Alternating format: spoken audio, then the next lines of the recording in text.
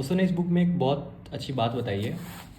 इन्होंने बोला है, निश्चित ही मनुष्य जान सकता है अपने पिछले जन्मों को, क्योंकि जो भी एक बार चित्त पर स्मृति बन गई है वह नष्ट नहीं होती।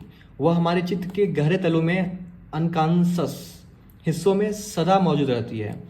हम जो भी जानते हैं उसे कभी नहीं भूलते हैं। इस पर एक कहानी बताया इन्होंने एक महिला के बारे में। एक महिला मेरे पास प्रयोग करती थी। उनको बहुत इच्छा थी कि वह पिछले जन्म को जाने।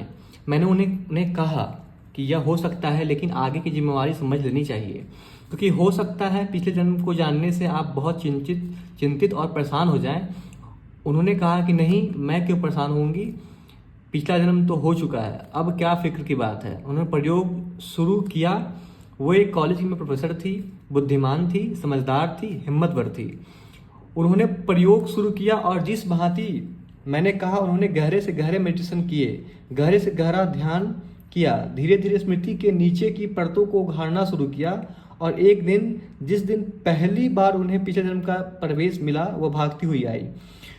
उनके हाथ पैर कँप रहे थे, आंख से आंसू बह रहे थे। वो एकदम छाती पीट पीट कर रोने लगी और कहने लगी कि मैं भूलना चाहती हूँ उस बात को जो मुझे याद आ गई है। मैं उस पिछले जन्म में अब आगे नहीं जाना चाहती। मैंने कहा कि अब मुश्किल है, जो याद आ गई उसे भूलने में फिर बहुत वक्त लग जाएगा, लेकिन इतनी घबराहट क्या है। उन्होंने पूछा, इतनी घबराहट क्या है। उन्होंने कहा कि नहीं, पूछिए ही मत। मैं तो सोचती थी कि मैं बहुत पवित्र हूँ, बहुत सचरित्र हूँ, लेकिन पिछले जन्म में एक मंदिर में वैश्या थी दक्षिण के। मैं देवदासी थी। मैंने हजारों पुरुषों के साथ संभोग किया है और मैंने अपने शरीर को बेचा है।